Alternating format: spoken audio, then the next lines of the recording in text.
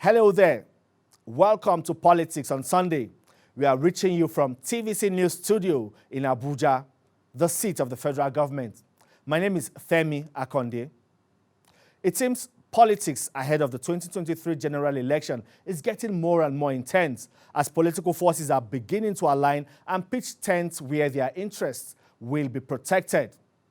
On Saturday, the Tinubu support group inaugurated State Steering Committee in what appears to be an early sign of what is to come in the political space. Honorable James Faleke, member representing Ikeja Federal Constituency in the House of Representatives and the brain behind the Tinubu support group said, and I quote, "We are putting forward this gift of God to humanity, a man generously gifted in intellect, political sagacity, and application of ideas to solving the challenges of governance." He was referring to Asiwaju Bola Tinubu, a man who has still not revealed his next political move. Now watch where James Faleke openly called on Asiwaju Bola Tinubu to contest for the office of president. For us to show our interest and urge our man Asiwaju Bola Tinubu to please contest the presidency of 2023. The federal government has warned that under no circumstance will non-state actors be allowed to prevent the Anambra State Governorship election from holding. Now there is a directive to all security agencies to take over Anambra State and ensure that citizens are allowed to come out and exercise their right to vote without fear. But until that directive is carried out, fear still envelopes the whole of Anambra State and by extension, the Southeast.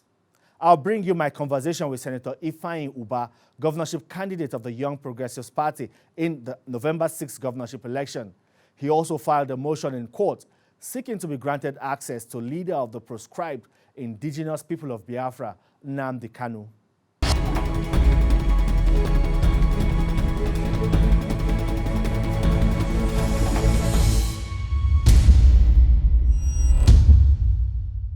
You filed a motion in court seeking an order to grant you access to see Nnamdi Kanu in detention. But you're a busy man that should be focused on the next governorship election, November 6th governorship election.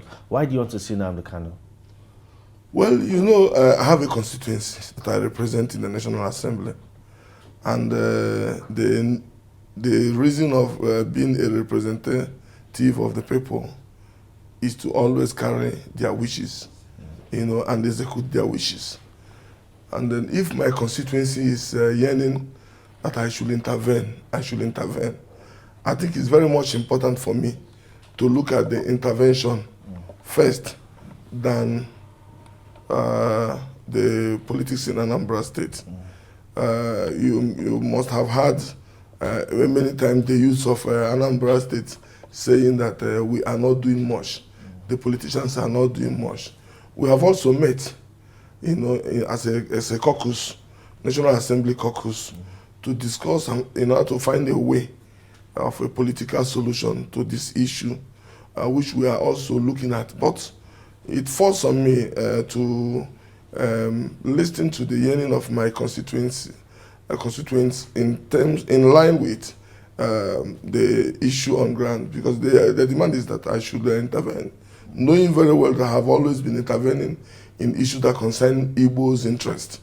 You know, so I have a peculiar situation than the rest of other politicians who are not representative of people.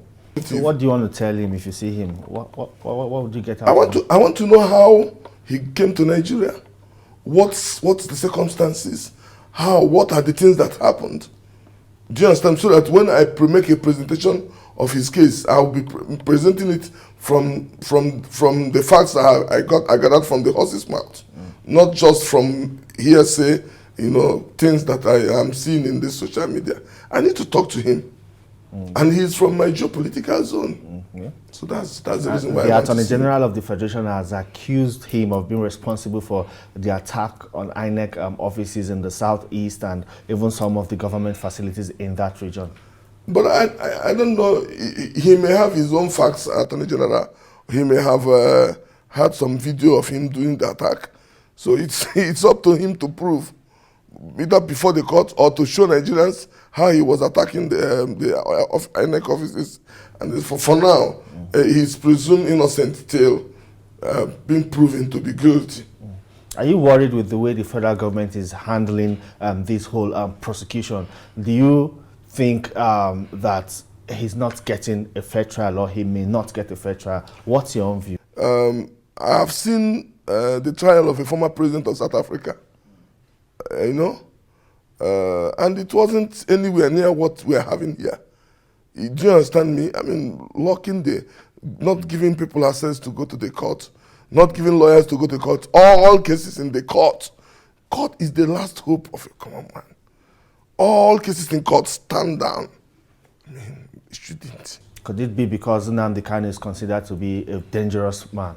I don't think he's a dangerous man, please. I don't think he's a dangerous man. He's a Nigerian. I had a statement from his brother. I said, sit down with him. There are political solutions to some of these things. The agitation that the Southeast people are having, I mean, you should look at it. The lopsidedness in appointment. We belong to this country. Let me tell you for facts, for the last 15 years or 20 years in the National Assembly, no senator has given Nigeria government the value in terms of financial revenue I have given from the fact of my bill, a deep offshore bill, which Mr. President signed in London. And I have written to them. If it was whistleblower, I know we are making over 800 billion naira every year from my singular bill. So we contribute. We contribute, we bring in we contribute to the development, we are everywhere. We shouldn't be treated like if we are slaves in our country. So some of these things requires political solution, political, dialogue. So how would this dialogue happen? Are you reaching out? It is only when they allow people like us, people like stakeholders. Today, Oni of Ife is going to, all the Yorubas are gathering around Sunday Igboho. Is it not true? Have anybody said anything about it? So why not allow Nnamdi Kanu's people to go and then see him? Why making it look like, I mean, they create these problems. The same thing that is happening with El Zazaki and things like that. Okay, let's talk politics now. You are a contender in the November 6th governorship election. Do you consider yourself a frontline contender? I am number one contender. Number one contender. Yes. But some politics. When you look at the list, I am number one political office holder, number one elected office holder in the whole lineup of everybody. So I shouldn't be taken aback. Yeah, we have seen politicians like you move from one political party to the other, but you have remained with the Young Progressives Party, the YPP.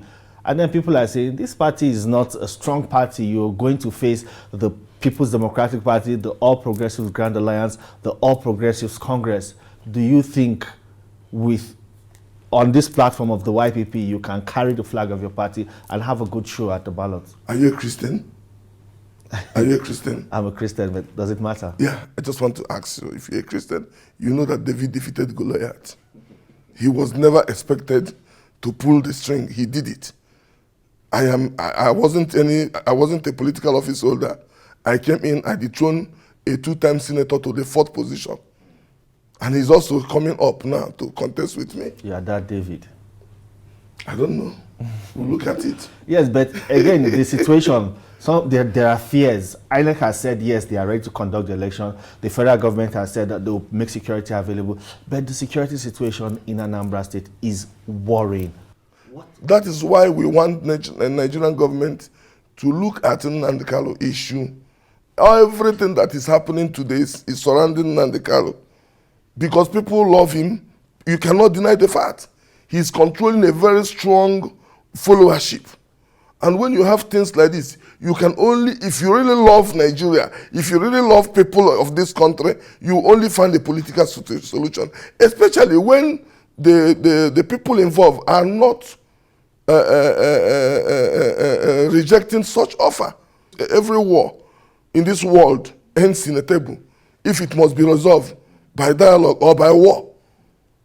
So I don't think we are expecting war. So are you saying the election in Anambra State, November State, might be threatened if nothing is done, or if the federal government is not seen we are not saying that. We are not saying that. We may have voters apathy, and in all these things, so sometimes the political actors, sometimes some people might even want it in order to get what they are looking for. But we are praying that they should allow Anambra election to go as scheduled, and then that's why we are talking to our followers to come out a month, and I'm sure there will be very strong political presence of security personnel within this time of this election, and I'm sure they will come. But if they don't come, we see. But I must tell you the truth. You need to go and see what we prepared. I personally prepared for this election. All the campaign materials, all the paraphernalias, they are not, you can't distribute them because nobody wants to wear them. Nobody wants to have them. You can't go to any gathering today in Anambra State, you see somebody wearing a paraphernalia, even a wristband of any political party. So such a thing is also not a good trend. And that's for the fear of the unknown gunmen. But we've had the DSS say, come on, they know them. Why call them unknown gunmen? And then the question is, who are these gunmen? How do we know them? How will you know somebody that's going to come and kill your mother, kill your father? How will you know somebody that say you won't go out to look for something to eat? You don't know them. You don't know them.